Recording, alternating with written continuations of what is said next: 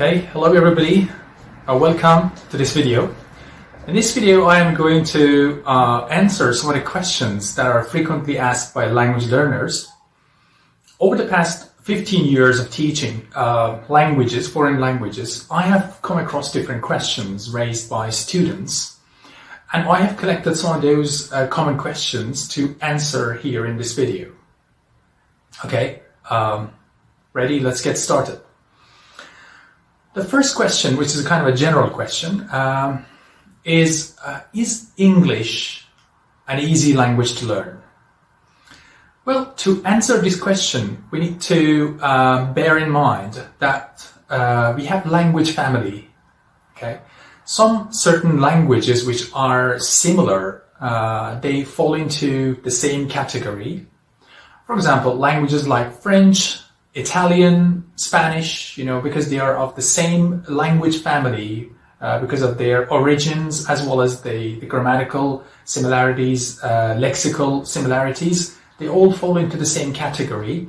So learning one of these languages, might facilitate the process of learning the second one, the same family. Okay, that's why we call them, sister language. Okay, because of the similarities.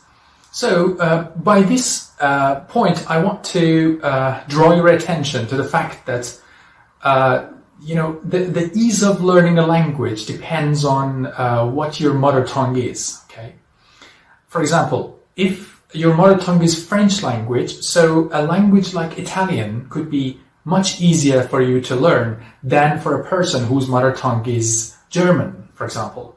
So from this point of view, I would say that partly the ease of learning English language depends on what mother tongue you have, and partly it depends on how much time and exposure you have to this language. Okay, but one objective criterion for the fact that English is placed at the lower end of the scale of difficulty is the simple count of the number of its verb inflections. As you may know, English has a maximum of 5 verb inflections. Take the verb speak, for example. It has speak, speaks, spoke, spoken, and speaking. 5 verb inflections. Okay, whereas a language like Turkish has dozens of forms. Okay, so this is only one criterion based on which we can judge the difficulty or ease of learning English language. So let's move on to the second question. Which is more important, learning grammar or learning vocabulary? First off, clearly no one can claim to speak a foreign language unless they have a mastery of both its essential grammar and its essential vocabulary.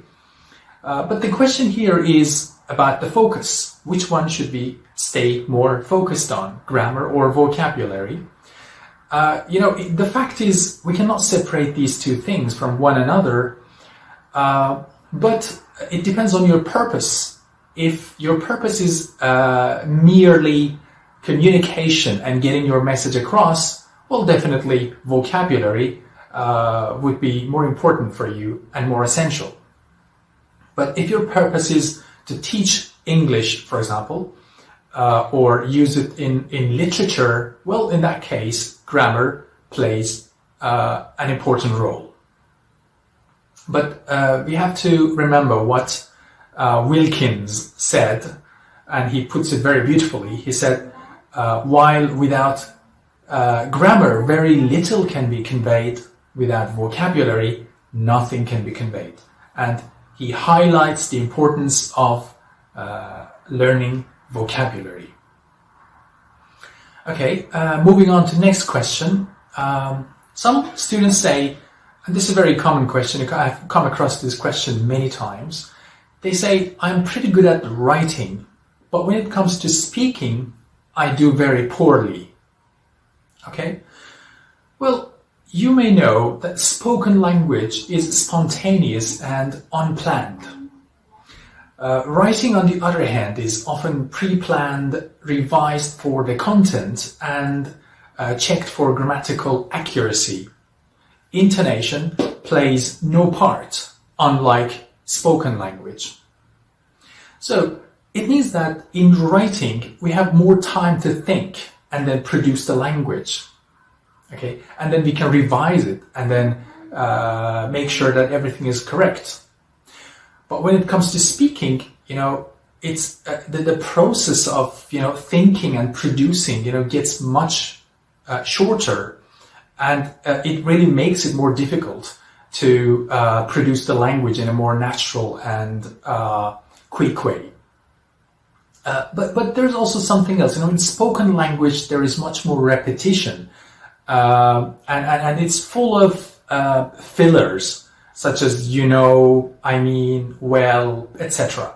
So this helps the speakers gain more time when they want to speak. Okay, and this is also a technique. A lot of people use this as technique in order to buy time, to gain time to think and then speak. So if you want to improve your speaking, you need to remember the fact that speaking and listening are very closely and tightly bound. The more you listen to English language spoken, the better you can speak. Okay, so there's direct correlation between these two, because we do not invent the language. Whatever we say is what we have already heard, and we try to imitate and copy it. Okay, so that's why try to expose yourself to as much listening as possible in order to have a fluent speaking ability. Now let's go to the next question, which is, how long does it take to learn English? Well, it depends on what you mean by learning a language. There's no simple answer to the question, since it depends on where and how the language is learned, and the age at which it was started. Because especially age plays a very important role. Okay? There are lots of ideas put forward by linguists and language experts that the best age to learn a foreign language is between 12 and the age of 20. Okay, and the reason is because people have both plasticity of the mind and maturity to distinguish the difference between languages. But on average, students need about 3 years in ESL before they have sufficient English to be ready to enter the full mainstream program in middle school and function successfully and independently. But this time is not a fixed time. It's not always the same for everyone. It varies from person to person. It depends on the exposure, as I said before, and how much input you get. Okay, for example, you might have heard of something described as language immersion. What I mean by language immersion is you put yourself in a setting or an environment where the target language is spoken, and then you are constantly exposed to that language, and it really accelerates and facilitates the learning process of the language. So this idea actually highlights the fact that we need more and more exposure before we can be proficient in a language. Okay, let's move on to the next question, which is how can we speak with a native-like accent? First of all, there's an argument whether accent really matters or not. Before I answer this question, let me clarify that accent has three main components: pronunciation, intonation, and liaison. Well, as you know, pronunciation is how we say the words, how they articulate words, and it's very important because if you mispronounce a word, you might be misunderstood, okay? Intonation is the speech music, when to go up, when to go down. The intonation is about, what you mean. Sometimes, it can really helps you get your meaning across. We have rising pitch, we have falling pitch, okay? And liaison is word connections, okay? As you know, that in English language, like some maybe other languages as well, when a word that ends in a consonant comes to another word starting with a vowel, there's a link between these two words, and then it's pronounced more naturally and more quickly. And this is exactly why, a lot of language learners find it difficult to understand when a native speaker speaks or when they watch English movies, because of the links that occur between the words. To shed some light on it, I can give you an example. For example, Ed had edited it. Ed had edited it. You see here, we link the words. The actual sentence is Ed had edited it. Okay, but we link it and then we pronounce it much faster and more naturally, okay? So, but does really accent matter? Well, as long as you are clearly understood without any misunderstanding, well, it may not really matter. But if you ask my personal idea, over the past few years, I've been teaching English and I've been in touch with the native speakers. Well, a native-like accent certainly impresses your listener. So sometimes it can also cover your mistakes. You might make simple mistakes while speaking in terms of grammar and vocabulary, but if you have a natural accent, well, they won't be noticed. So it highlights the importance of speaking the language with native-like accent.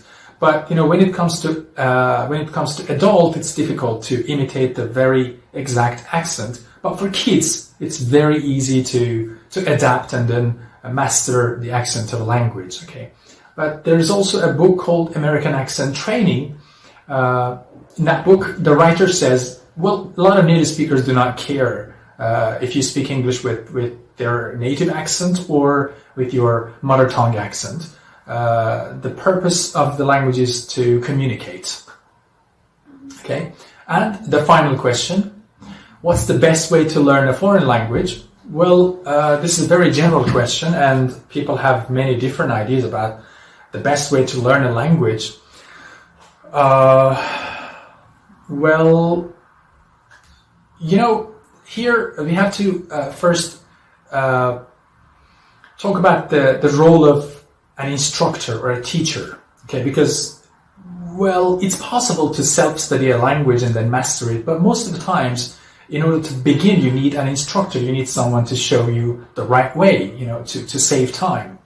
But you need to bear in mind that, teacher is a facilitator. He opens the door and learners enter by themselves. This means that the best way to learn a language, is all up to the learner. Okay, how much time and motivation the language learner puts in. But one of the best ways to learn a language, according to my personal experience, is to create a strong motivation to learn language. Because on the process of learning a language, you will definitely face some obstacles. You might feel discouraged at times. And then you might even give up, and you might say that I'm not made for this, So if you have a strong motivation, if you create sometimes, because we can also create it, you will never give up, okay? And you know that we've got two kinds of motivation: extrinsic, intrinsic. Well, I don't want to go through details about this, but just to give you a point. So you can set goals about English language, for example. What you can do when you can speak English. Okay, what doors would be open to you once you can learn a foreign language, then it will definitely motivate you to learn English much faster and in the best way possible. Well, I hope these tips have been useful to you, and I hope that I have answered some of the most commonly asked questions in your mind as well. Okay, thank you for watching, and take care.